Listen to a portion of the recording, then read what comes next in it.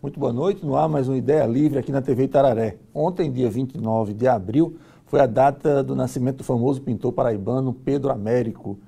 Para falar sobre esse tema, está conosco no centro do debate o advogado e escritor Télio Farias, autor do livro a ser lançado em breve, Além do Ipiranga, a extraordinária vida de Pedro Américo. De imediato, vamos ao perfil de nosso entrevistado.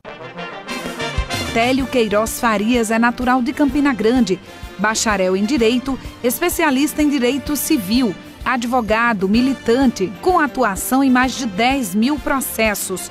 Ocupa a cadeira de Pedro Américo de Figueiredo e Melo no Instituto Histórico e Geográfico de Areia. É autor de 13 livros, sendo 11 jurídicos, um infantil e um contendo relatos de viagens. Atualmente está escrevendo uma nova biografia do pintor Pedro Américo. Dividem a bancada comigo hoje o jornalista e teatrólogo Saulo Queiroz, o presidente do Instituto do Patrimônio Histórico de Campina Grande, historiador Vanderlei de Brito, e a restauradora Regina Mota.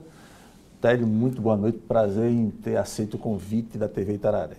O prazer é nosso, boa noite Saulo, Regina, professor Vanderlei. Estamos aqui à disposição para explorar esse tema e tentar resgatar esse personagem da nossa história que foi grande, foi enorme e que até eu uso um termo no livro, que ele foi um popstar do século XIX, talvez o maior nome brasileiro do século XIX. E assim eu digo por quê. Uma das exposições de Pedro Américo no Rio, do quadro A Batalha do Avaí, houve um público pagante de 276 mil pessoas. Isso em 1879. No ano seguinte, em 1890, foi feito um censo, o primeiro censo da República. E a população do Rio de Janeiro era de 520 mil pessoas. Fazendo um paralelo ao nosso tempo, em 2017, o Rock in Rio, grande festival de música internacional, nas 5 noites teve um público de 500 mil pessoas pagantes. Sendo que só a cidade do Rio, sem falar nas cidades da região metropolitana, já tem uma população de 6 milhões e 500 mil habitantes. Então, proporcionalmente, a exposição de Pedro Américo foi mais relevante, mais importante do que o Rock in Rio. E contextualizando com a época, naquele tempo não se tinha sequer automóveis, muito menos aviões, muito menos outros meios veículos para você sair de São Paulo. Eu mesmo conheço pessoas que saíram aqui na sexta, assistiram o Rock in Rio e voltaram na segunda. Então esse personagem é que eu sonho em resgatar, que é um personagem praticamente esquecido pelas novas gerações, que se você perguntar a um estudante até bem formado de uma escola de ensino fundamental, quem é Pedro Américo, o estudante vai dizer, é aquele do Ipiranga. Então, a pretensão do livro é mostrar o além do Ipiranga, mais do que o pintor daquele quadro fantástico, mais do que o pintor. As várias facetas deste grande paraibano, nascido em Areia, cidade aqui perto. Perfeito. É esse personagem, digamos, multifacetado, poeta, ensaísta, filósofo, professor e político também, Pedro Américo, que inclusive presta nome à Fundação Mantenedora da TV Itararé, que a gente vai falar um pouco agora. Mas eu queria saber qual foi a pedra de toque, assim, o marco que o fez deflagrar esse aprofundamento na obra de Pedro Américo. Na verdade, vem de uma reminiscência da infância.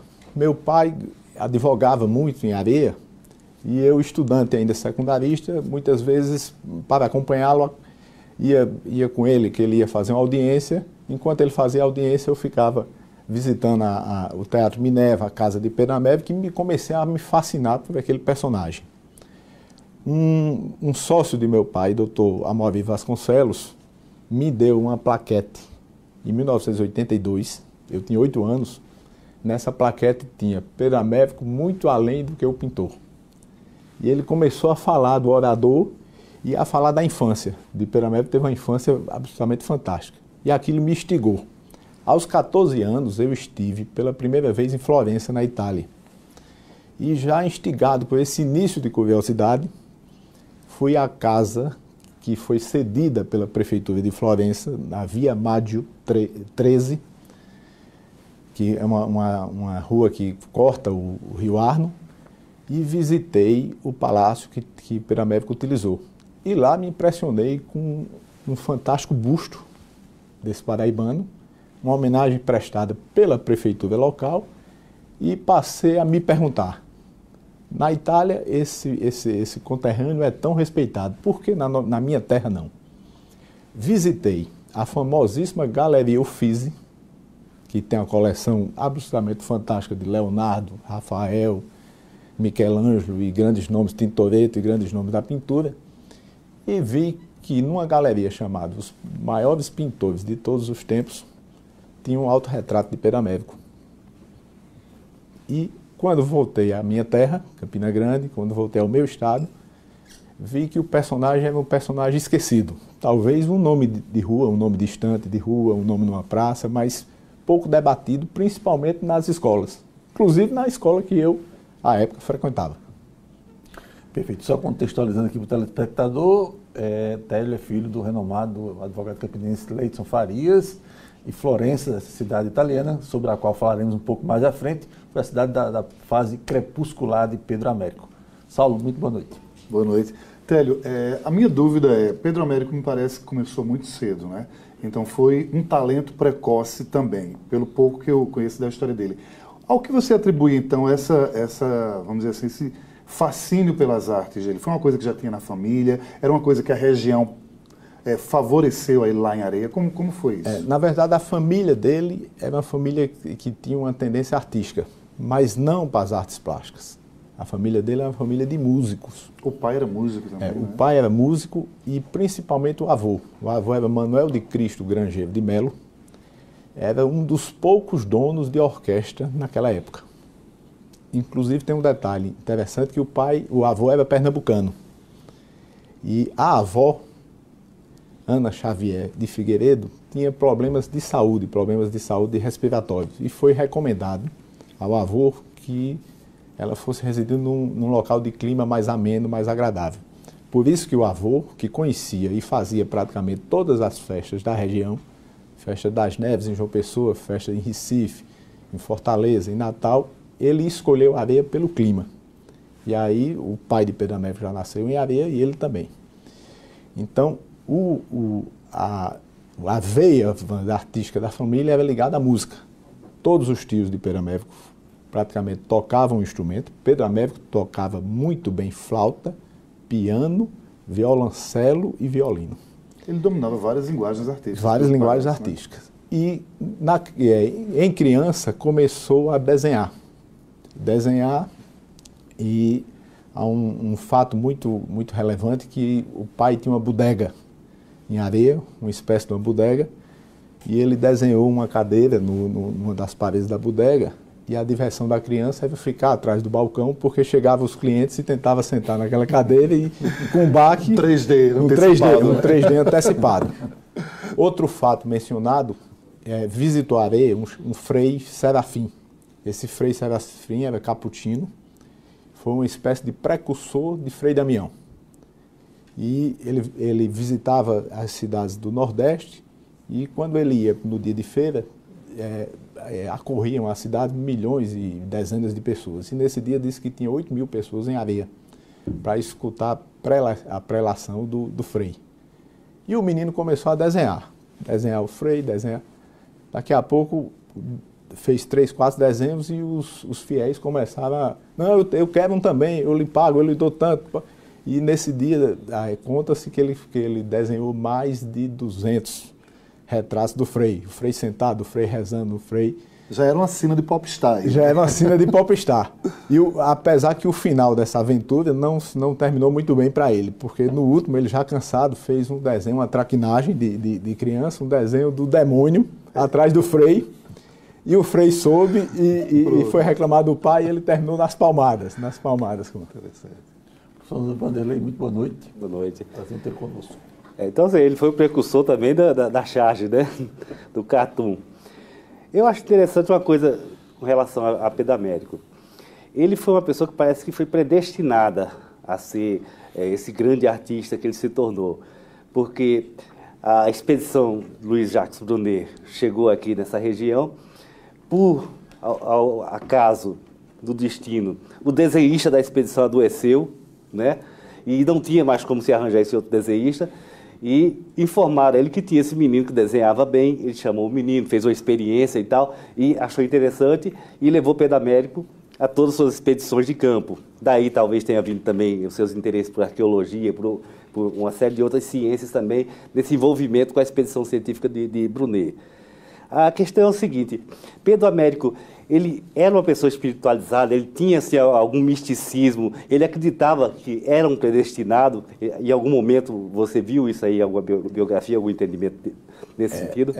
Tem um caso recente, eu recentemente tem um grande paraibano que está fazendo pós-doutorado na Itália, o Marcílio Franca Toscano.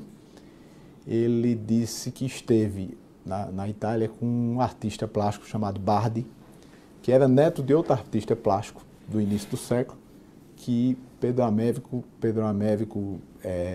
encontrou esse menino no início do século desenhando nas ruas de Florença e perguntou ao menino: em que escola você estuda? E o artista Bardi disse: não, eu não estudo porque meu pai não tem condição de arcar com a escola. E ele disse: então eu vou fazer por você o que fizeram por mim, vou pagar seu estudo. Então, eu acho que ele acreditava nesse sonho e lutou por isso. O Brunner, que é tido, Luiz Jacques Brunner, que é tido como o descobridor de Pedro Américo, não era uma pessoa qualquer. O Brunner era amigo de Alexandre Dumas pai, de Victor Hugo, de Lamartine. Muito no conceito do imperador. Muito prestigiado pelo conceito do imperador. E o Brunner só resolveu vir para o Brasil por causa da viuvez.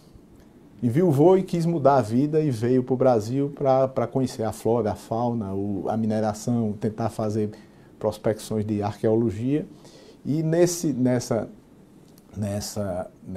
vinda ao Nordeste, tem uma figura que merece também destaque, que é o então governante da Paraíba, Antônio Carlos Coelho, que também adota o Brunner, dá todas as condições, e o Brunner localiza, ao transitar pelo Planalto da Borborema, começa a ouvir a história: seu desenhista teve um acidente, não pode desenhar, tem um menino ali em Areia que desenha melhor do que essa pessoa, tem um menino ali que é talento, que faz isso, esse desenho aqui, o menino ali de Areia é o menino de seu Daniel da bodega ali, e com isso ele se instigou, foi à Areia e amarrou o cavalo em frente à bodega do pai de Pedro Américo, e pegou a espingarda e disse: desenha a espingarda. E o menino desenhava como quem brincava. Pum! Desenha o cavalo, desenha. E ele ficou... Zé Lins do Rego até usa um termo, que Zé Lins do Rego fez uma conferência para ele, disse que o francês ficou abestado. E com isso pede autorização para o pai. Aí o pai disse: não, eu não vou autorizar meu filho. Quem é você? Você quer levar meu filho? Eu não vou autorizar. Pede autorização para continuar a expedição com ele. Não consegue. O francês pede a intervenção do governador e o governador, através de carta, pede ao pai que autorize, que ele avaliza, que diz que não há qualquer problema com o filho. Aí o pai autorizou sob condições: que continuasse o ensino a eles e que ensinasse francês e alemão. Exigente, né? Olha, desse material de Brunner, que depois foi resgatado, há referências a ilustrações de cópias de inscrições rupestres que foram feitas aqui na Paraíba, né? E essas ilustrações não existem no Museu Nacional, quer dizer, não se conseguiu resgatar. E eu acho que muito provavelmente esses desenhos eram obra de Pedro Américo. Perfeitamente. Ele tem inclusive várias descrições daquela Serra do Tendó, do Sertão, de várias localidades que ele descreve. Num dos romances, Pedro Américo tem um romance que chama-se O Holocausto, que muitos dos estudiosos consideram como um romance autobiográfico. Há uma curiosidade que é o primeiro romance que tem a Paraíba como palco. E nesse romance ele tem um personagem chamado Agavino, que também sai numa expedição e que fala de vários locais da Paraíba. E os estudiosos de Pedro Américo consideram que esse romance quando Pedro Américo fala de Agavino, está falando de inspirado na sua própria experiência. Na sua própria experiência. Regina, muito boa noite, prazer em tê-la conosco. Boa noite, Ari.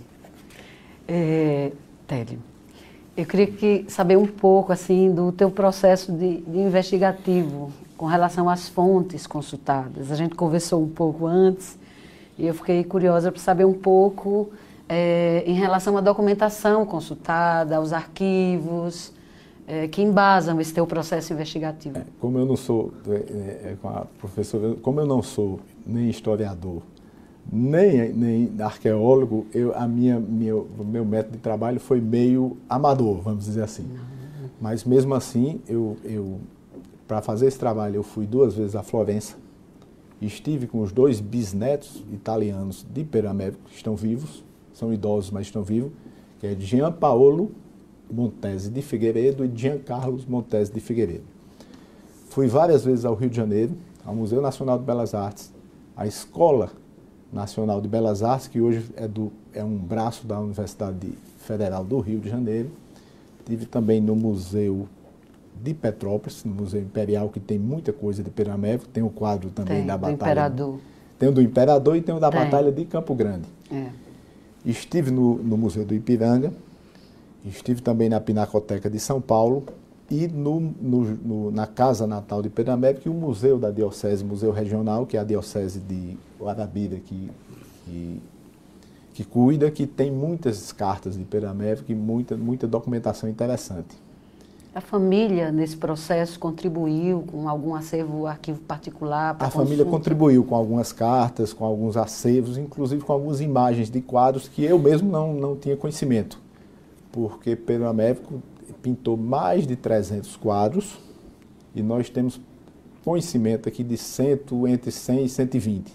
Então existem muitos quadros que não se sabe o paradeiro. Se supõe que estejam em coleções particulares europeias, notadamente italiana e francesa. Muito bom. Você citava há pouco a questão do custeio da educação para quando não era possível pela própria família, e me parece que isso marca também a trajetória de Pedro Américo, a preocupação, em alguns momentos eu diria aparentemente até obsessiva, com a educação como plataforma de avanço social e particularmente também com a necessidade que as escolas fossem públicas e gratuitas. Perfeitamente. Continuando que eu falei ali do Brunet, após a expedição do Brunet, Pedro Américo retorna, Brunet com compromisso com o pai, retorna o menino estou devolvendo conforme acertado aqui, seu filho, agora não deixe seu filho em areia porque ele vai se perder. E ao mesmo tempo o Brunet faz uma carta ao imperador, Dom Pedro II, e o governador, Antônio Carlos Coelho, também faz uma carta. E o governador é incisivo, diz: a glória desse menino será do governo que adotá-lo. E, sensível a isso, o imperador Pedro II manda ao governador que embarque o menino para que vá estudar no Rio de Janeiro, sob a proteção de Sua Majestade. E no tocante à educação, Pedro Américo tinha uma verdadeira obsessão pela essa questão da escola pública e gratuita. E essa obsessão se demonstra especialmente na atuação dele na primeira Constituinte da República, de 1891, que ele foi um dos partícipes. Pedro Américo, naquela época, na primeira legislatura da República, apresentou um projeto de lei para que a educação fosse integral e gratuita. Talvez se tivesse sido aprovado, nós estaríamos até em outro nível de civilização e de educação. Esse projeto não foi aprovado, sobre aquela genérica alegação de que, infelizmente, não temos orçamento. E existe até nos anais da Câmara dos Deputados, que eu também tive acesso, nos anais tem um debate dele com Prudente de Moraes, que era o presidente do Congresso, e Prudente, que foi depois o primeiro presidente da República Civil, Prudente de Moraes, esse deputado, eu entendo a preocupação de Vossa Excelência, mas não se tem verba. E ele até meio revoltado disse, para muitas outras coisas nós temos verba, para isso não. Saulo. Você acha que o Brasil, e principalmente a Paraíba, tem prestado o devido tributo à importância de Pedro Américo, ou a gente deve muito ainda a esse homem? Eu acho que nós devemos muito, e eu acho, inclusive, que a Paraíba pode também se aproveitar desse nome que é Pedro Américo e também obter ganhos com o turismo, ganhos até com investimentos culturais, porque o Pedro Américo foi um nome grande demais na sua época e que hoje, infelizmente, não tem o mesmo trato que merecia receber. Você atribui isso ao quê? É falta de cuidado com a memória da gente? É falta de cuidado na educação mesmo, de uma maneira geral, que termina refletindo em aspectos culturais como esse? Eu acho que em ambos os casos. É falta também de cuidado, falta de incentivo às questões culturais, falta também até de dar conhecimento ao personagem. E esse é um dos objetivos do livro, que eu quero que levar para as novas gerações o conhecimento desse personagem fabuloso, né, que é Pedro Américo. A gente sabe que Pedro Américo ele foi muito bem sucedido na sua vida, né? Como artista, em todos os segmentos em que ele participou.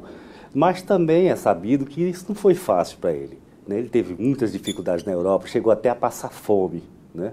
O que você teria a dizer a respeito disso? A primeira vez que Pedro Américo faz uma temporada na Europa, ele vai com o apoio do imperador, o famoso bolsinho do imperador. O imperador Dom Pedro II banca ele aproveita para estudar arqueologia na França, para estudar física, para estudar filosofia, e na área da pintura ele é aluno de nomes como Ingres, Vernet, Horácio Vernet, dentre outros.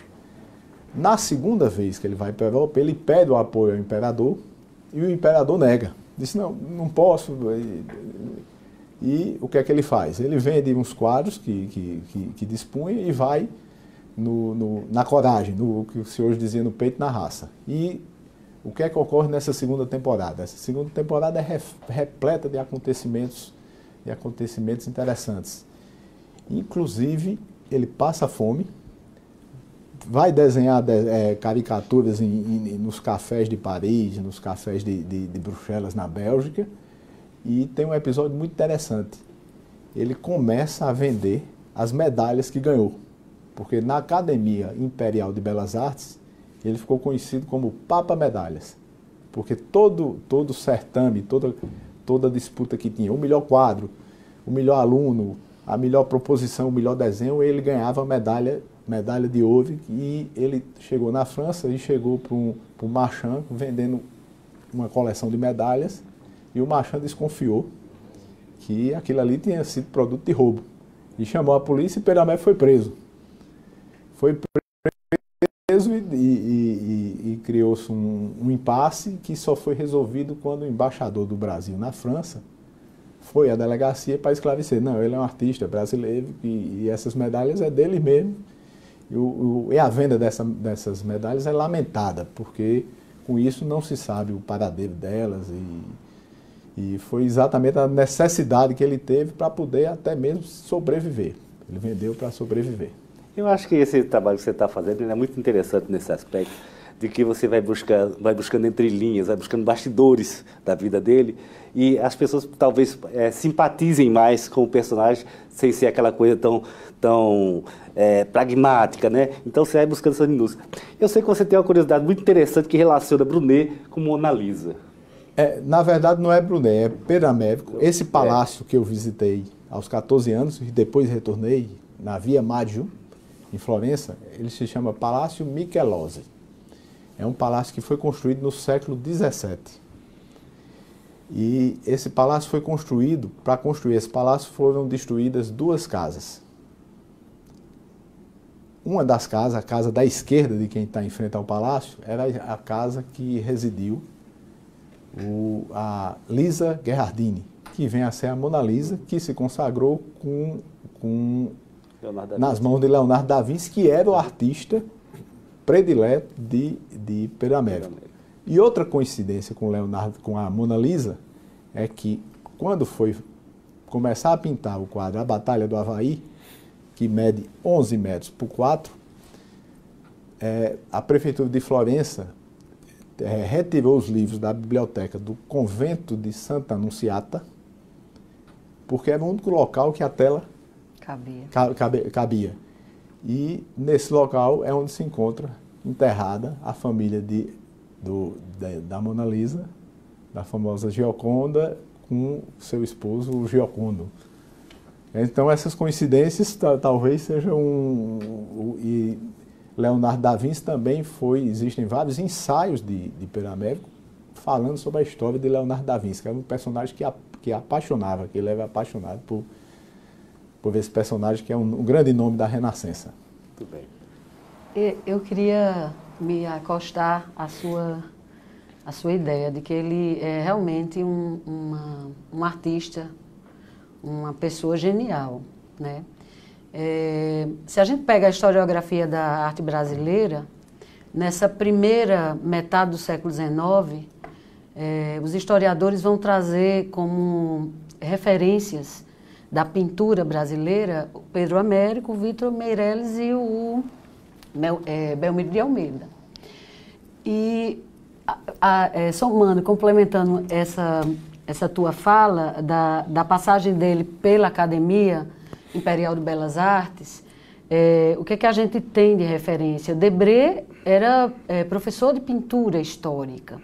O Taunay, que vem com a missão francesa em 1816, chefiada por Grandjean de Montigny, que era, inclusive, arquiteto, se não estou enganada, ele vem com Taunay, e Taunay já era pintor da corte de Napoleão. E ele era especialista em cenas militares. E o Pedro Américo vai ter uma formação muito aproximada dele, tanto ele quanto o Vítor Meirelles. Então, daí a genialidade dessas obras, das cenas militares, né? Que também as temáticas desse período do século XIX, que são retomadas em função dessa releitura do neoclassicismo que ocorre no mundo através das academias de arte e aqui no Brasil, por ocasião da vinda da família real, fugida da Guerra de Napoleão com a Inglaterra, né? Então eles desembarcam 1.500 pessoas em janeiro, na Bahia, em 1808. Em março do mesmo ano, eles vão para o Rio, quando é transferida a capital do Império. E aí, chegando lá, quer dizer, para que essa família real passe a viver no Brasil, ocorre uma profunda transformação social e cultural com a implantação dos primeiros equipamentos públicos, né? A imprensa régia, o Banco do Brasil, o Museu Real, eles vieram para montar o Liceu de Artes e Ofícios, mas na verdade eles acabam montando a academia, que na ideia inicial era para formação cultural do povo, mas acaba se tornando para a formação da elite, para a construção, para a estruturação dos serviços de cultura, a partir daquele momento, com a vinda da corte europeia, né? E aí, nesse sentido, o Pedro Américo vai ter um papel fundamental, né? Ele sai daqui, como você traz no seu livro, vai para o colégio Pedro II, vai estudar lá, inclusive naquela fonte, uma das fontes que você falou, que consultou do Lincoln, tem vários trechos de Horácio de Almeida, como biógrafo de Pedro Américo, tem informações curiosíssimas. A exemplo dessa que você trouxe da cadeira lá do desenho, relatam naquele livro o fato dele ter desenhado uma aranha na parede do colégio. E o padre lá mandando pegar um cabo de vassoura para matar a aranha. Era um desenho dele na parede. Era danado, né? Treloso. Ele era genial, né? Então, quando a gente pega assim e analisa do ponto de vista técnico, é de uma excelência técnica e artística a obra dele, digna mesmo de um gênio. Assim. A gente nem gosta desse conceito do culto ao gênio. A gente que é da área de arte, da área de restauro, a gente questiona bastante isso. Mas, do ponto de vista, vamos falar assim, do ponto de vista mais didático, né? A excelência artística, e tanto ele quanto o Vítor Meirelles, eles têm uma coisa muito interessante. No século XIX, do ponto de vista da pintura, você tem duas principais vertentes. Você tem a tendência naturalista, que tem a ver com as expedições, a exemplo do Brunet e de tantas outras, e você tem um outro gênero, vamos dizer assim, uma outra linha conceitual de pintura que vai se desenvolver nesse período, que se chama pintura histórica. Né? Essa pintura histórica se remete à segunda metade do século XVIII na França e na Itália, do Rabelais. E aí, nesse sentido, é nessa linha que Pedro Américo e Vítor Meirelles vão estar trabalhando, ou seja, para além da pintura que eles chamam pintura topográfica, que vai ser frequentemente utilizada nas expedições, que aí você tem os artistas contemporâneos, o Rugendas, o Thomas Ender, o próprio Debré também, né? Você vai ter uma pintura, um gênero de pintura que tem, primeiro, a intenção de reforçar a importância da corte europeia no processo civilizatório dessa nova burguesia que começa a se desenvolver um pouco mais à frente do século XIX, né? Uma natureza majestosa, e isso pode ser extremamente visto nas obras desses artistas e do próprio Pedro Américo, né? Uma natureza majestosa e o que se chama de uma paisagem histórico-cultural, onde ele transcende a representação topográfica das paisagens para uma paisagem vinculadas aos costumes, aos tipos. Isso pode ser recorrentemente visto quando você pega uma Batalha do Havaí. Exato, e lá no centro está ele autorrepresentado, autorretratado como um soldado da infantaria. E com o número 33, sua idade. Exatamente. Então, né? Que aí há uma dúvida, que dizem que ele era maçom, aí ou era da maçonaria ou a idade dele. Com relação à curiosidade do Colégio Pedro II, tem outra que o imperador sempre acompanhava o Colégio Pedro II, e certa feita estava lá na bancada e Pedro Américo desenhou o imperador com um livro na mão e meio que cochilando. Isso mesmo. E um funcionário do Colégio Pedro II, que até hoje é um colégio de excelência, público, gratuito e de excelência no Rio, um funcionário pegou o desenho olha, isso é um desrespeito ao imperador, e levou para o reitor. O reitor, ao ver o desenho, disse, não, vou mostrar aqui para o imperador, e o imperador amou e mandou chamar o menino para conhecê-lo. Aí o primeiro de tantos encontros do imperador com o menino da Paraíba do Norte, como se chamava o nosso estado. No Ideia Livre sobre artes e artistas, cabe a mim o indigesto papel de ser curador do tempo. Vou pedir um bloco comercial, daqui a pouco a gente continua conversando com o advogado Télio Farias. Até já. Um jogo, apenas um jogo separa a Paraíba das semifinais da Liga Ouro, Unifacisa e Cerrado. Os nossos guerreiros estão de volta a Campina Grande e contam com o apoio da sua torcida rumo a mais uma vitória. Nesta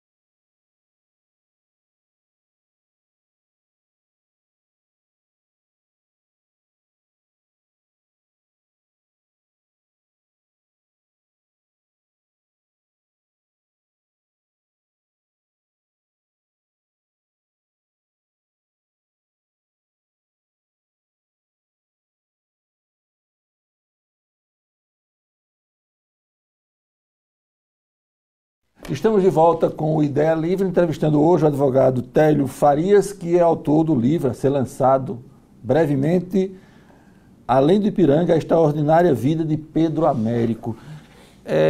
Nesse currículo vasto do ilustre paraibano tem também uma passagem pelas ciências sociais. O que é que a gente dá para destacar nessa angulação da vida dele? Perfeito. Pedro Américo estudou Sociologia e Filosofia na Sorbonne, que é uma universidade tradicionalíssima e na época já era considerada das melhores universidades do mundo. Além disso, ele é considerado como o segundo brasileiro a oficialmente obter o título acadêmico de doutor. O primeiro é um médico da Bahia e o segundo que ele conseguiu, ele foi doutor em Ciências Sociais pela Universidade de Bruxelas, no qual defendeu uma tese que foi publicada em livro, e essa tese foi defendida numa sabatina de 6 horas, na presença de um auditório com 3.000 pessoas. E foi apoteótica, até o rei da Bélgica de então não estava presente na sabatina, mas depois foi parabenizá-lo pelo brilhantismo que ele defendeu. E Pedro Américo estudava muito, gostava muito de sociologia, de filosofia, de arqueologia, como bem disse o professor Vanderlei, e de história. E com relação à história, ele escreveu muito sobre a história da arte. Tem vários manuscritos sobre Leonardo da Vinci, sobre Rafael, sobre Michelangelo e sobre personalidades da ciência também, como Galileu Galilei, como Isaac Newton, dentre outros. Então, a ligação de Pedro Américo com as ciências humanas, ele era um humanista típico, um humanista, um polímata, mas um humanista que amava as ciências sociais, a sociologia. Chegou, inclusive, a ser mencionado por Silvio Romero como um dos grandes sociólogos do Brasil. Silvio Romero era, na época, reputado como o maior sociólogo do Brasil, e ele chegou a mencionar Pedro Américo como também um dos grandes sociólogos do Brasil de então. Saulo. Me fascina um pouco o paralelo que se faz entre ele e figuras pop, né? Chamando de popstar. E as figuras pop constroem geralmente suas carreiras baseadas, além, obviamente, da obra, de boas relações mercadológicas, né? De um pouco de faro para transformar polêmicas em algo que seja revertido em publicidade favorável. Esses pontos a gente poderia apontar como semelhanças dele com o universo pop? Também. Pedro Américo era muito bem relacionado. Além de popular, como eu digo, popular no sentido de atrair um grande público, ele era muito bem relacionado com a elite. Desde essa relação que tinha no Brasil com o próprio imperador, que era um apaixonado pelas artes, até a relação que teve na Europa. Chama a atenção que no lançamento do quadro Independência ou Morte, que todos conhecem popularmente como o Grito do Ipiranga, que foi feito em Florença, em 1888, estavam presentes quase 20 monarcas reinantes da Europa. Dom Pedro II também.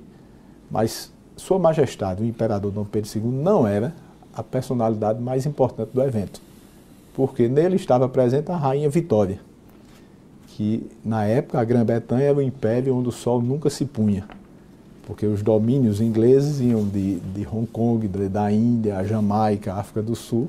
Então a própria Rainha Vitória esteve na vernissagem do quadro Independência ou Morte, que Pedro Américo faz uma palestra sobre a história da arte antes de lançar o quadro, e nesse evento ele começa o evento em francês, que é a língua diplomática do século XIX. Quando entra o imperador, do Brasil, ele fala em português.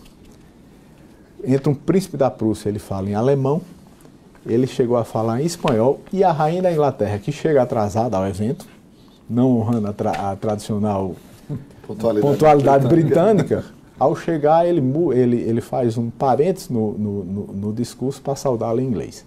Muito bem. Além dessas línguas, ele falava também um pouco de árabe, latim, italiano e grego. Ele era bem quisto pela crítica da época?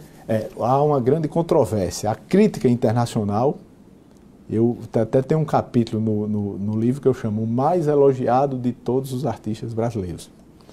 Há notícias de jornais na Rússia, de jornais na Alemanha, nos Estados Unidos, México, Argentina, até jornais asiáticos no Japão elogiando a obra dele.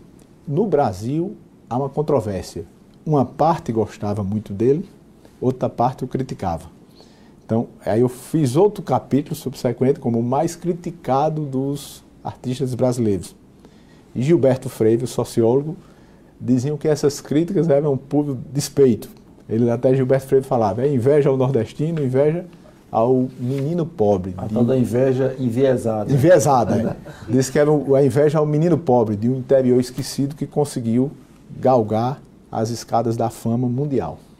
Ele reagia bem a essas críticas, comentava? Ou... Ele não rebatia, mas no círculo familiar e de intimidade ele se irritava profundamente, embora não expusesse isso. E teve um defensor muito especial nos jornais do Rio, de quando o criticava, ele teve um defensor que talvez ele se sentisse muito à vontade, chamado Joaquim Maria Machado de Assis.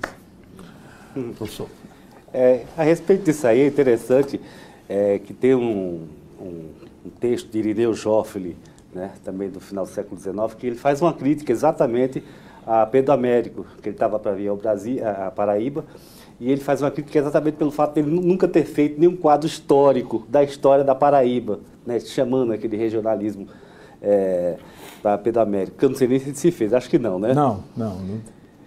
Mas o que eu queria perguntar para você é o seguinte, a gente percebe que ele foi, o Pedro Américo, ele foi um símbolo de superação, né? Um menino pobre, simples, do interior da Paraíba, que conseguiu se projetar mundialmente. A gente já viu aqui também que não foi fácil, ele também teve seus períodos difíceis, mas ele conseguiu alcançar altos níveis, não só de eruditismo, né?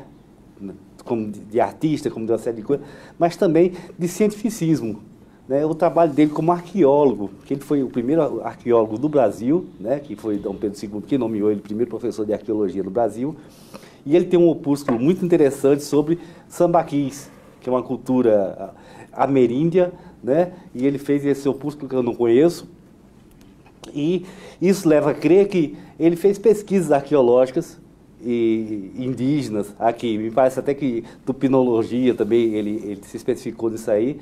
Então ele deve ter feito alguma escavação em Sambaqui, alguma coisa assim, para poder resultar nesse opúsculo que ele fez. Você tem alguma informação desse trabalho de campo de Pedro Américo por aqui? Na verdade, o maior trabalho de campo que ele fez foi na época da expedição Brunet. E ele escreveu muitas coisas da expedição Brunet, inclusive esse trabalho sobre o Sambaqui, que provavelmente esse trabalho ele remeteu para a gráfica e houve um incêndio na gráfica. Que, ao total, Pedro Américo publicou mais de 20 livros e perdeu uns 4 ou 5 em incêndios. Desses 20 e tantos livros, ele escreveu 4 romances, que é o Holocausto, o Amor do Esposo, o Foragido e a Cidade Eterna, que são romances que receberam elogios, algumas críticas também, mas receberam elogios. Dentre as pessoas que elogiaram os romances está Joaquim Nabuco, que considera o romance de Pedro Américo o primeiro a tratar, principalmente o Holocausto, a tratar da questão da escravidão, e com uma posição crítica da escravidão. Talvez aí a influência de Areia, que foi também precursora da libertação dos escravos, e de um primo de Pedro Américo, que era o Rodolfo de Melo, que foi também um dos primeiros a defender a libertação dos escravos. Na arqueologia, realmente, o imperador criou a cadeira de arqueologia, da Academia de Belas Artes, e Pedro Américo foi nomeado o primeiro professor de arqueologia, tornando-se, como o senhor bem disse, o primeiro arqueólogo do Brasil. Beleza. Eu estou lendo o Holocausto. O Holocausto tem muito, e é muito autobiográfico, né? Cativante. E cativante, que é um... Deixa eu pegar, deixa aí, já que citou aí o livro Holocausto, você mencionou há pouco como uma indicação de que era um livro autobiográfico. O que é que mais lhe chamou a atenção nessa obra? Porque o Holocausto, essa questão do Frei Serafim, a primeira biografia de Pedro Américo foi escrita por Luiz Guimarães Júnior. fundador da Academia Brasileira de Letras, junto com Machado de Assis. Pedro Américo tinha pouco mais de 20 anos. É até difícil dizer como você faz uma biografia de uma pessoa com pouco... Como assim, né? Como assim? Com pouco mais de 20 anos. 20 anos. E Pedro Américo relatou, eles foram colegas de Pedro II, de Colégio Pedro II, e Pedro Américo relatou para ele essa questão do Frei Serafim. No livro Holocausto, ele conta a história do personagem Agavino, fazendo um desenho de um frei, que era um frei que fazia pregações religiosas, algumas vezes radicais, dizendo: olha, a mulher que traiu o marido vai morrer nas chamas do inferno, e assim por diante. Então ele relata no livro Holocausto isso, e mais na frente do livro relata também uma expedição que o personagem fez pelo interior da Paraíba. Fala muito da Paraíba, da Serra do Tendó, em Teixeira, do Pico do Jabre e outros pontos que a gente... Do ambiente semiárido. Do ambiente semiárido. E depois o personagem vai morar na Europa, tentar sobreviver como artista na Europa, fazendo desenhos no meio da rua, em cafés, e tentar vender aquele desenho para poder sobreviver, desenhos e pinturas. E eu queria saber um pouco desse Pedro Américo pai, esse universo mais intimista. E se nessa constituição da família dele surgiram alguns artistas, algum filho encaminhou pelo caminho das artes, ou algum neto? Se me permite aditar, aí tem um aspecto muito relevante, é o sogro dele, né, na história dele. Né? Exato. Pedro Américo casou com Carlota Porto Alegre, que era filha de Manuel Araújo Porto Alegre, que era, quando Pedro Américo adentrou na Academia Imperial de Belas Artes, ele era o diretor. Que é um grande nome da arte do século XIX nome, no fundador Brasil. Da Academia, patrono da Academia Brasileira de Letras e também escritor. Um grande artista. E caricaturista, influenciou muito Pedro Américo. E Pedro Américo teve 3 filhos. Pedro Américo, filho, morreu aos 4 anos, ainda na infância. Carlota, que era o mesmo nome da mãe, casou com o embaixador Cardoso de Oliveira, um intelectual e também foi autor de livros. E outro filho é Eduardo. Eduardo era pintor, de grande talento, tinha uma grande influência do pai, era o filho, praticamente o filho predileto de Pedro Américo por 2 motivos: pelo talento e também pelos problemas que trazia ao pai, porque Eduardo era alcoólatra, tinha muito problema com bebida e Pedro Américo se angustiava muito com isso. Eduardo, após a morte do pai, nunca mais voltou ao Brasil, casou com a italiana, teve uma filha chamada Adelina, só uma filha, e essa filha tem 2 filhos vivos, que esses que residem em Florença e são arquitetos. Carlota teve 8 filhos, e na descendência de Pedro Américo há vários embaixadores. Teve Paulo Pires do Rio. Paulo Pires do Rio faleceu recentemente, chegou a ser embaixador da Itália. O ex-presidente Fernando Henrique fala até nos diários que foi recebido pelo embaixador Paulo Pires do Rio. Teve Carlos Pires do Rio, embaixador. Tem um trineto hoje que é embaixador. E a coincidência é o seguinte, porque o genro foi embaixador e o sogro, após ser diretor da Academia Imperial de Belas Artes, o sogro também foi embaixador do Brasil em Portugal. E o casamento de Pedro Américo foi feito na sede da embaixada. Que depois o genro, Cardoso de Oliveira, também seria embaixador do Brasil em Portugal. E na descendência tem, além desse pessoal do Itamaraty, tem muito músico. Inclusive na década de 50 existia um trio chamado Trio Cordovil. Foi um precursor do trio, um pouco anterior do trio Iraquitã. E esse trio Cordovil também era feito de descendentes de Pedro Américo, além de muitos bisnetos, trisnetos e quadranetos chegaram a tocar instrumentos na Orquestra Sinfônica Nacional. E o que o levou a situar aqui para o telespectador a optar pela quadra final da vida residindo na Itália? Na verdade, ele foi eleito, a eleição de deputado pelo nosso estado foi muito interessante. Ele se candidata por incentivo do general Almeida Barreto, que foi um dos braços direitos de Deodoro da Fonseca, e se candidata a deputado federal pela Paraíba.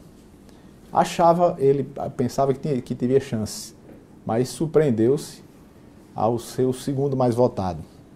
Pedro Américo só teve menos votos do que Epitácio Lindolfo da Silva Pessoa, que era o grande secretário de Venâncio Neiva. Além disso, Epitácio Pessoa era sobrinho do Barão de Lucena, que à época era o ministro da Fazenda de Deodoro. E com um detalhe, Pedro Américo não veio votar, nem fez campanha. Mandou apenas cartas de Florença aos paraibanos, dizendo que sempre honrava ter o nome da Paraíba e que queria se dedicar esse mandato aos paraibanos. Eleito, toma posse, faz um mandato parlamentar brilhante, mas focado na educação, na cultura e na arte. Tem poucos projetos aprovados. Os projetos que ele consegue aprovar uma verba contra a seca do Nordeste, mas nessa questão assistencial, ele faz projeto propondo a criação de 3 universidades, uma no Nordeste, uma no Norte e outra no Sul. Faz projeto propondo a criação de um Museu Nacional e de uma escola para o Museu Nacional.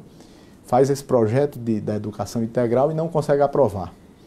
E o partido, naquela época, o difícil é você conseguir a legenda do partido. O partido garante a legenda, não, você foi bem votado, e ele se decepciona com o parlamento e diz até uma frase: em tão pouco tempo, quantas tristes lembranças tenho desta casa.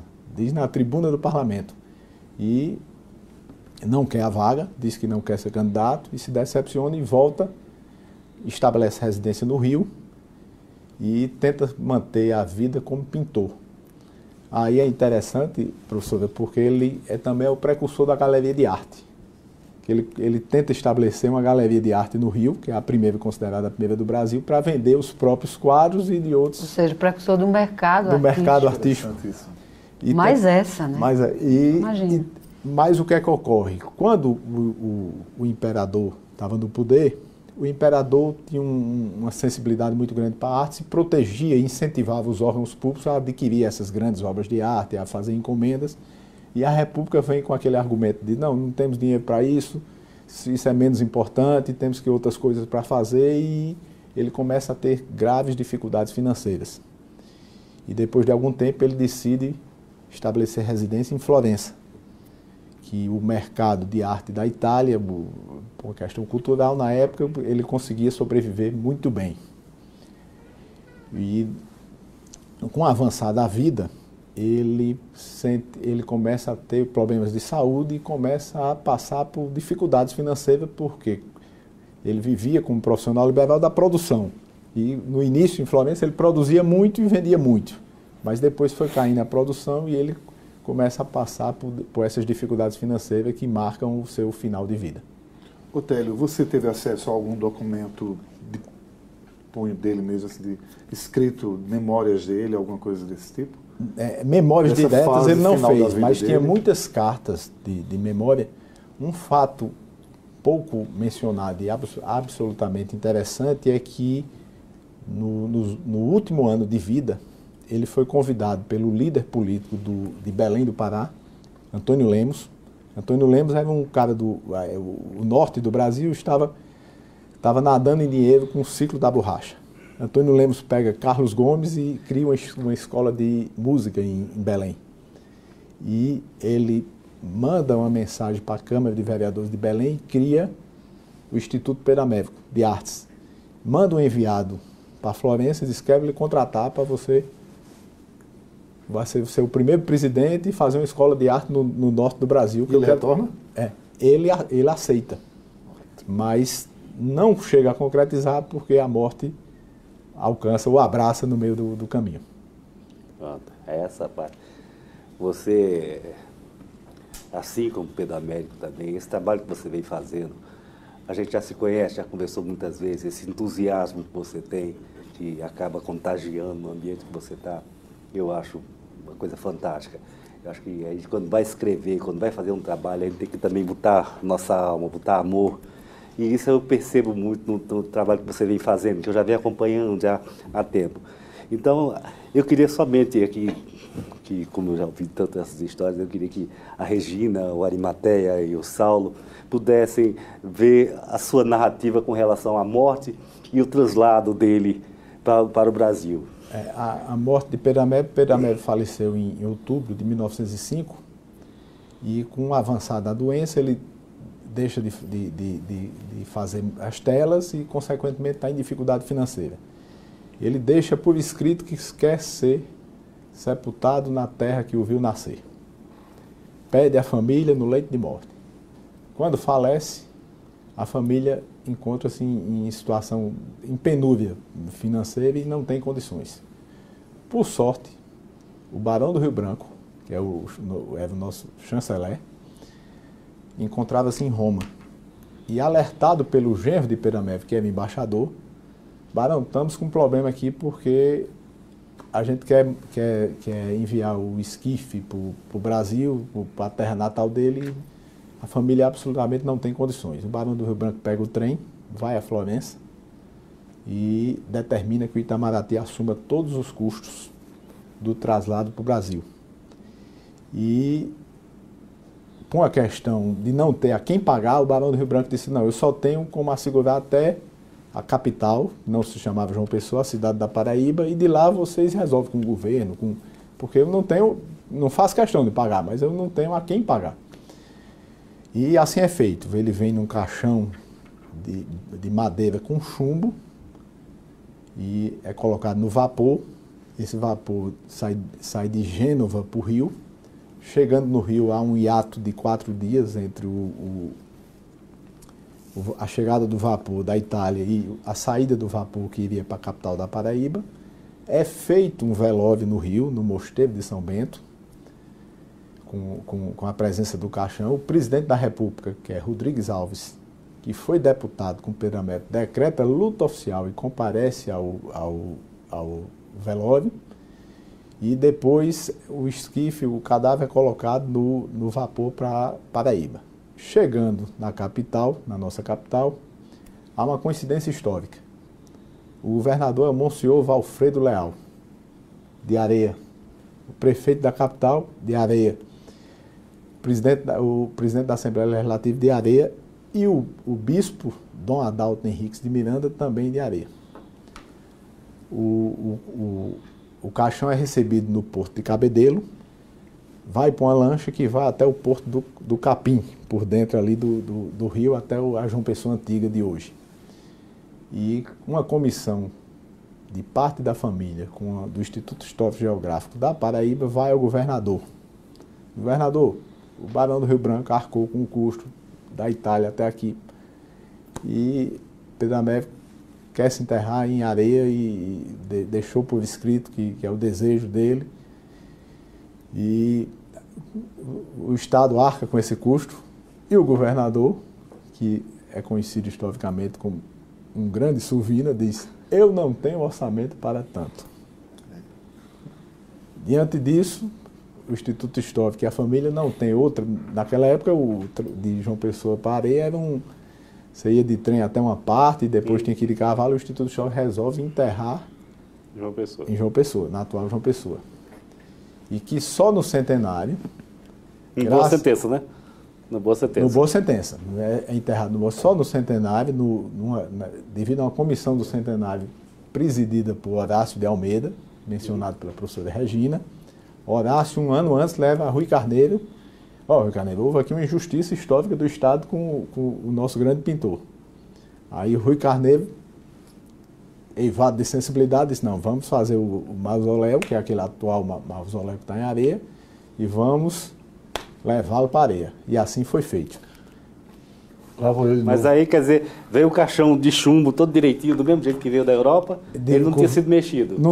Quando desenterra, em 1943, o que é que acontece? O corpo está perfeito. O corpo tinha um vidro, como se fosse um vidro blindado, e você viu o corpo estar perfeito, porque o caixão tinha chumbo com madeira e conservava.